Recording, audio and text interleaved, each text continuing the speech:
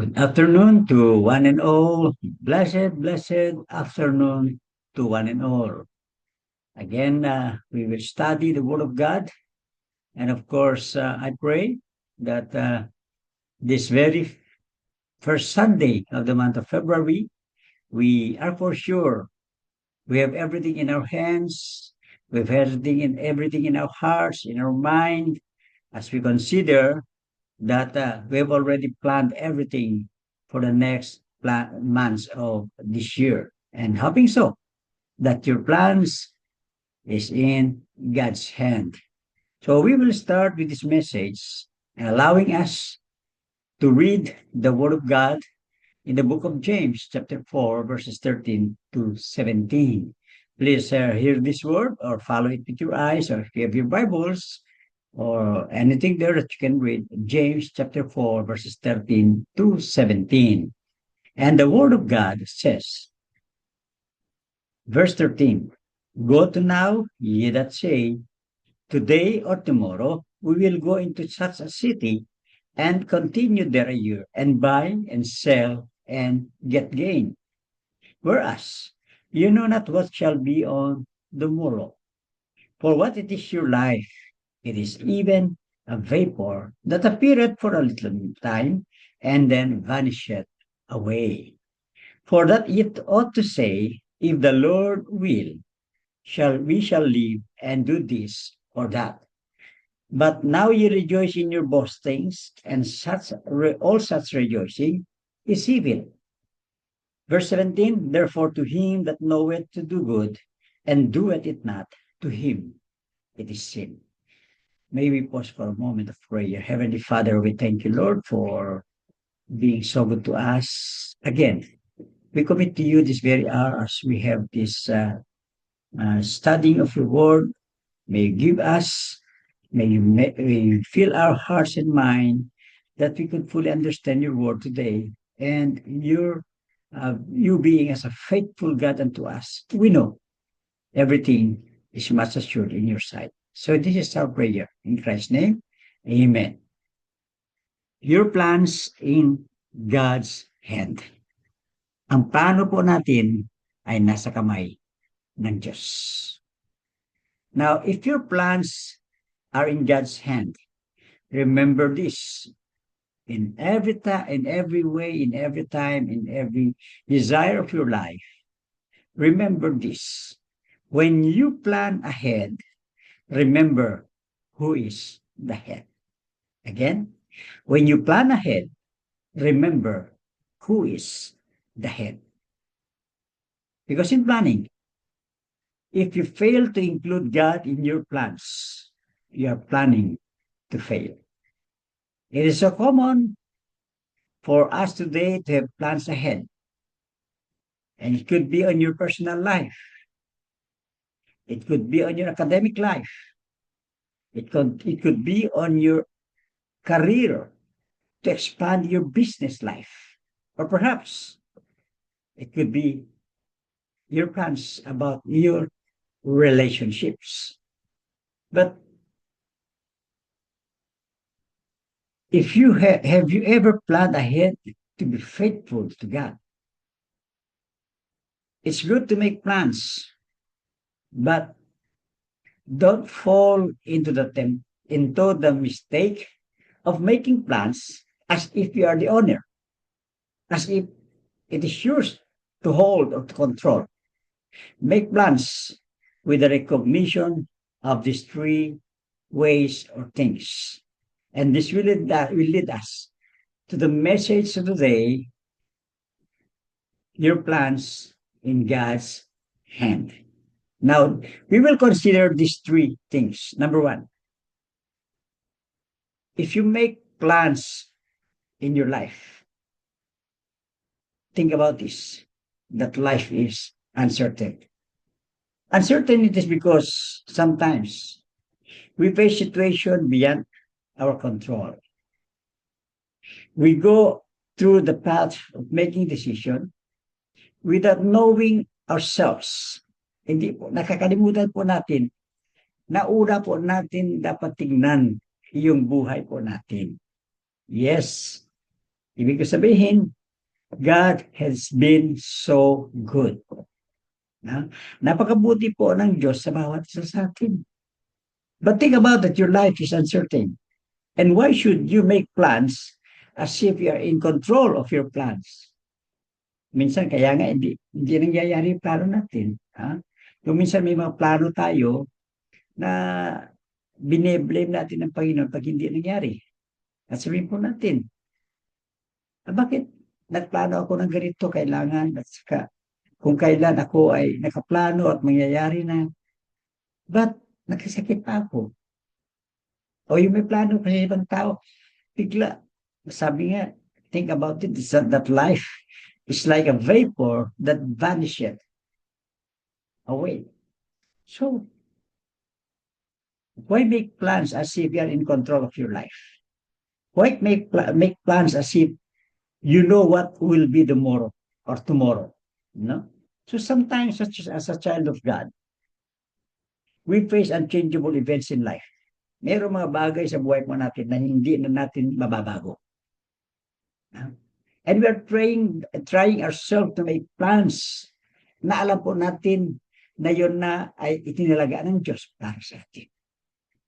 There are some ways na kung minsan ay yung plano natin gusto natin isiksik natin, ito mangyayari, ito ay dapat gagawin.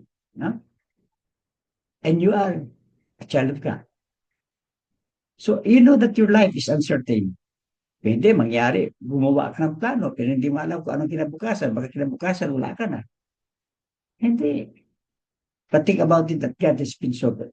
That as a child of God, though there are unchangeable events in our life, it happens. Wherein no amount of prayer, no amount of fasting, no amount of spiritual maturity will change that situation in your life. Yes, life is uncertain. But God has been so faithful unto us. Kahit hindi nangyari yung plano natin, kahit alam natin na parang ikaw ay bine-blame mo yung Diyos bakit hindi nangyari. Remember, God has been so good. That even in your plans that were not answered by God, that even in your plans which you know that God didn't allow it, no? Yung negative ways na dumating sa iyo instead of positive in your plans, you know that God has been so faithful that even in every negative thoughts that we have, the plan of God is still the best in that way. Akala natin kasi minsan, yung plano natin na maganda, pero yung plano ng Diyos hindi maganda. But think first about yourself. Life is uncertain.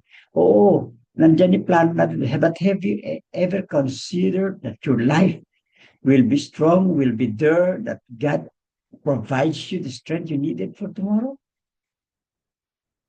Consider that life is uncertain. So, yan po yung number one na dapat po natin isipin.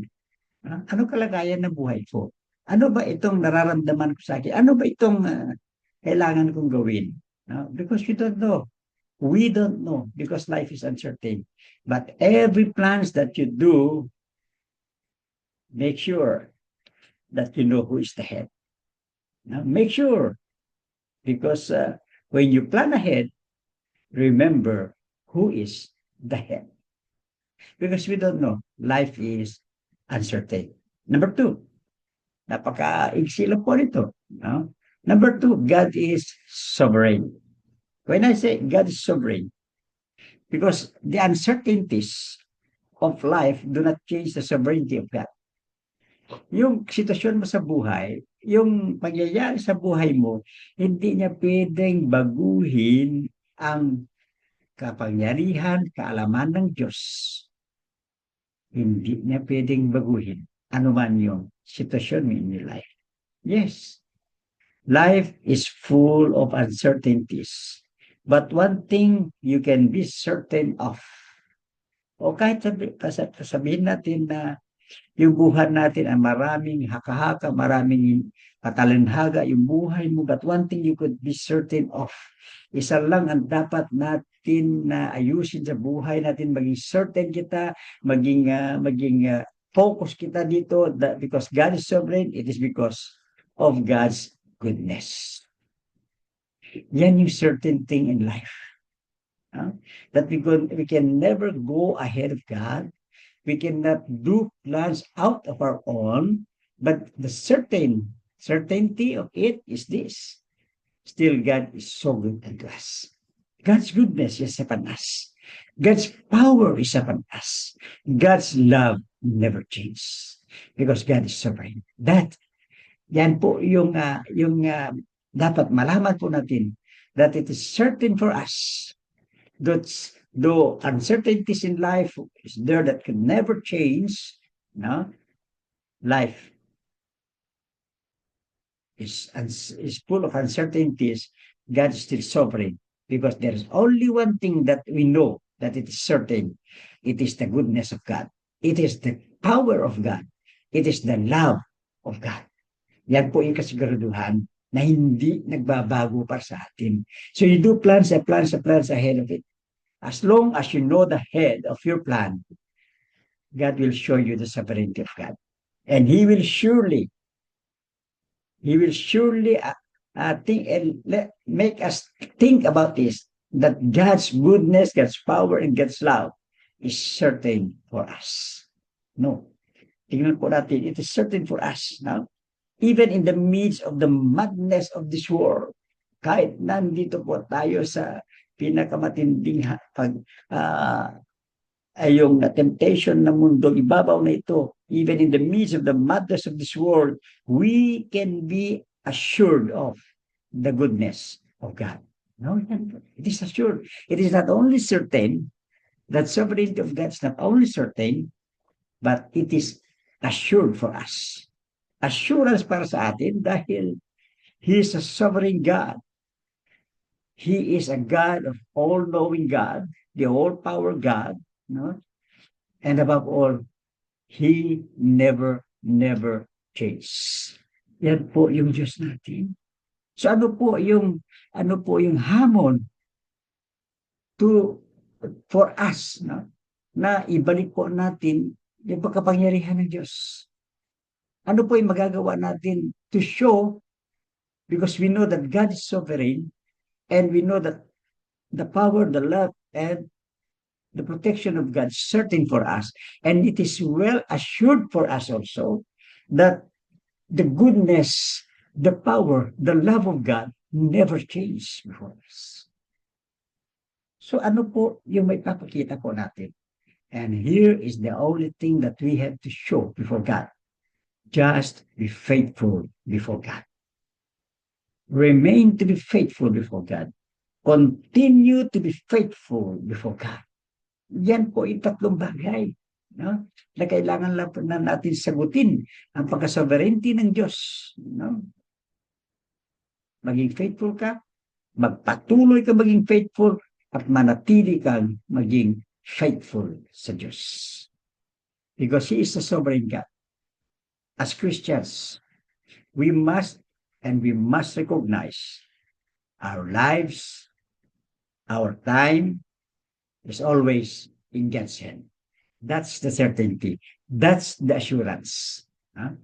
Na ang kapangyarihan, kaalaman ng Diyos, ay binigay po niya sa atin, ipinakita po sa atin para maniwala po tayo. At totoo po ang Diyos. At may assurance tayo na ang Diyos ay hindi nagmamahal, ay hindi nagbabago ang pagmamahal sa atin. That's why, when you make plans, be sure you are certain of yourself that you know God's sovereignty. When you make plans, be sure that you know the head of that plan. And you are assured that your plans will succeed, be in success. Yan po yung kailangan natin isa-isip, no? That life is uncertain. God is sovereign. Hindi po nagbabago ang Diyos para sa atin. And number 3, the third reason when you put our plan in God's hand, Kung minsan tayo po ay nag-aalala, ano ba yung para sa kinabukasan? Ano yung mangyayari bukas? Ano yung kakainin ko bukas? Ano yung susuot ko bukas? Ang dami mong katanungan. No? Ang dami mong inire-relay sa Diyos. Ang dami mong tinatanong sa sarili mo. But think about this. This is the third, what we call, um, reason or recognition. No? Para malaman po natin na pag nilagay po natin sa kamay ng Diyos ang aking plano, and we recognize the head of our plan, you will never be failure in your plans. Sabi niya, each day has its provision. Bawat araw ay mayroon ng uh, uh, inilagay ang Diyos para dyan. May pinrovide niya. May inilaan ng Diyos para sa araw na yan. Don't you worry about it. Each day has its own provision. Meron ng provision din ang Panginoon. There is a manna for the need of each one of us. When I say manna, there is food for every one of us. There is shelter for each and every one of us. Even what we call the protection, the guidance, the intelligence we're asking, there is the daily provision of God. Kaya nga nakakanta tayo minsan, Lord, renew my strength day by day. Na? So, ano sabi niya? You look at it. Each day has its provision. Tingnan po, balikan po ninyo yung sample prayer ni Jesus Christ. Ano sabi niya? Give us this day our daily bread. No? For the need of the moment. Ibig niya sabihin. And He gives us grace every day or each day. God gives us the grace. So ano kailangan? Put your plans in God's hand. Ha? Lahat ng plano natin, ilagay po natin sa kamay ng Diyos. Because He is the master planner. Ito kasi kadalasan nangyayari sa atin eh. Put your plans in God's hand. God's hand. Sabihin mo, sarili mo. Okay, mula ngayon, ilalagay ko na sa kamay ng Diyos ang aking mga plano. How could we? Pray, pray, pray. Huh? Because there is a manna for the need of the day. There is grace each day for us. Ito kasi yung kadalasan nangyari eh. Man plans, God executes. Man proposes, God disposes. Very simple challenge for us. Kaya opo tayong maglagay sa ating isip na yung plano ko hindi sasagot. Gusto ko sana ganito, no? Pero ano, walang nangyayari sa buhay ko. Remember, each day has its provision. Bawat araw ay may provision ang Diyos para dyan. I'm not saying do not make plans. Hindi ko sinasabi na huwag ka nang magpaplano. But make plans with the awareness that our life or your life is in God's hand. Nagpaplano ka, pero siguraduhin mo muna, may relasyon ka sa Diyos. Siguraduhin mo muna, ano ba yung plano ng Diyos sa buhay ko? So make plans from a position of submission. So, pag nagpaplano po tayo, kailangan pa pala nito, submit natin sa Diyos. Not only the plans that we have to be submitted to God, but our whole life must be submitted to God if you make plans, because you remember the head of your plan. If you are planning to make plans without God, you are planning to fail in your plan. So make plans from a position of submission to the master planner, whose hands, whose ways are higher than our ways. Bakit natin submit sa Diyos ang plano natin? Huwag po tayo magmadali. Kasi kung minsan, pagmamadali natin, dyan po tayo nasasagad. Diyan po tayo natutumba. So, kailangan natin, pag nagplano tayo, basta once nagplano ka, inilagay mo sa kamay ng Diyos, whatever what you needed, whatever your plans to be considered by God, inilagay mo sa kamay ng Diyos. Mag-antay ka na lang sa sagot ng Diyos. No? Huwag ka nang magmadali. Ha? Antayin mo ang sagot na ng Diyos sa iyong plano. Dahil mas nakakaalam ang Diyos, yung kanyang yung kaalaman ng Diyos ay mas mataas ka sa ating kaalaman. Yung kanyang aksyon ay mas matibay, mas maayos kaya sa ating mga actions. No? So, because we know that the plans of God are bigger than our own plans. Yan po yung katotohanan. Those who fails to put it on God's hand, sa lahat na nagpaplano na hindi pinilagay sa kamay ng Diyos, you are putting failure in the future. You're putting failure in the future. So be aware of your position and God's position. Tignan mo, ano yung position mo at ano yung position ng Diyos pag ito yung plano mo. Remember everything. Everything that you are planning, remember your position, because as I've said, life is uncertain, and as I have said, God is suffering, and each day has its own provision. Ganon po yung nagpaplano. And remember, when you plan ahead, remember who is the head. Lagi kong binabalik sa inyo yan. Because there is nothing more dangerous than assuming God's position in your plan. Napakahirap po. Yan po ay napakahirap. Di na-assume mo, no? Na ikaw yung tatayo sa katayuan ng Diyos. There will be failure in you. No? So it is the sure route to your plans downfall. Pag hindi mo lagay sa kamay ng Diyos. Sure route yan para hindi magtagumpay ang iyong plano sa buhay.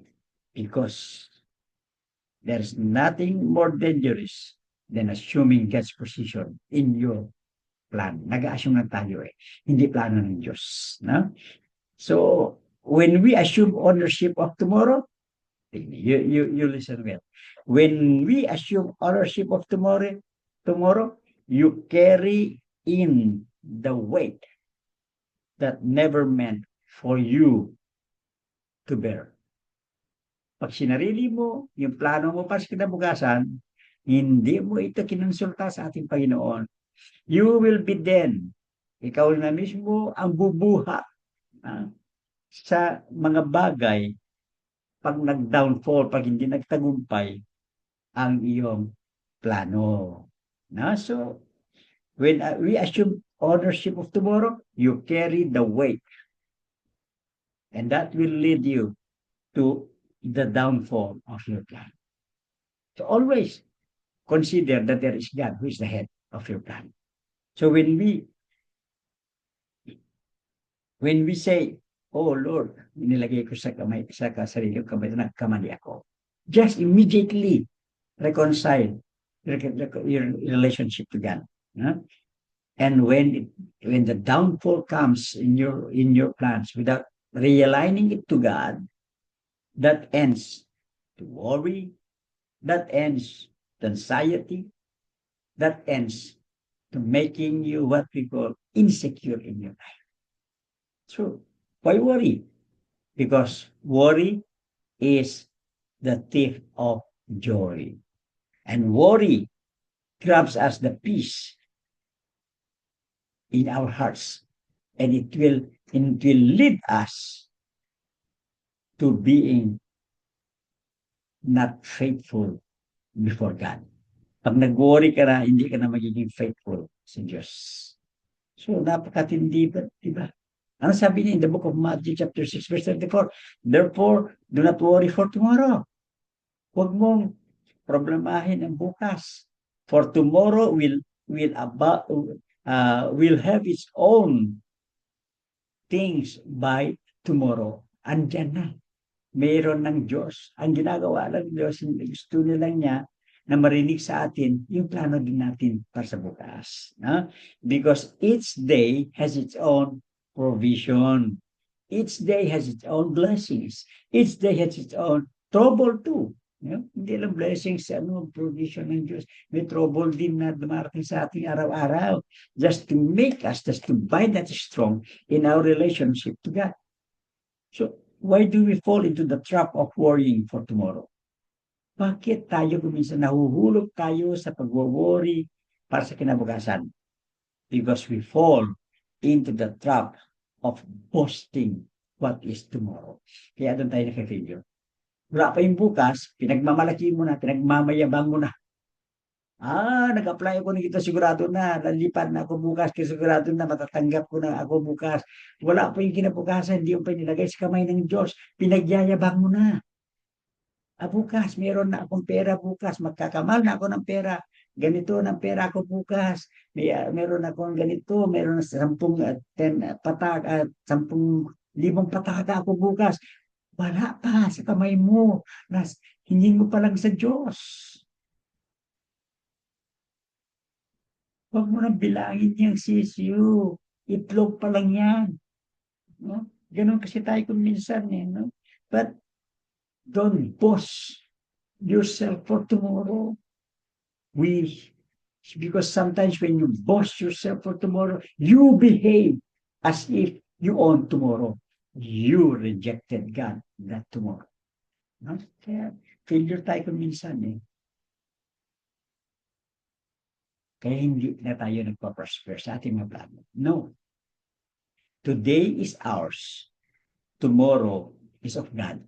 Ganun po kasimple. Today is ours. Tomorrow is of God. Don't fall into the trap of worrying for tomorrow because you will fall into the trap of boasting about tomorrow. Yan po yung katotohanan. Kaya nga marami na ako nakita na wala pa sa kanilang kamay, may plano na sila, akala mo sila nagmimay-ari, akala mo sarili na ng plano na matutupad kaagad. Ano nangyari? Kinabukasan, failure sila. Ano nangyari? Kinabukasan, nakikita mo na sila, hindi. Paiyak-iyak na lang. Dahil inuna nila yung kayabangan, inuna nila na nilagay sa kanilang kamay ang dapat ilagay sa kamay ng Diyos. Kaya don't try to boast about tomorrow as if you behave that you own tomorrow. No. Today is ours because each day God has provision for us. And dito na, it's ours. Today is ours. And tomorrow again is of God. That's the real thing for us. No? And with this conclusion, there is nothing more dangerous than assuming God's position in your plan. It is a sure route to the downfall of your plan. Yan po yung katotohanan. Kaya tayo mga Kristiyano, whenever we make plans, be sure. When you make plans, be sure to know the head of that plan. Remember, kaya nga, when you plan ahead, remember who is the head. Isang magandang hapon po sa lahat. Tayo po muli ay manalangin. Dakilang Diyos, nagpapasalamat kami na muli binuksan niyo ang aming pag-iisip sa paggawa ng mga plano. We should always consider na ang planong ito ay ilagay po namin muna sa inyong kamay and then we will soon receive what is meant for us. Everything that is in our hearts, that is in our mind for tomorrow, make it sure that when we plan ahead, remember who is the head. And this is our prayer. And trusting everything unto you. For tomorrow we know it's yours. And I know you will give us what is tomorrow. This is our prayer in Christ's name. Amen.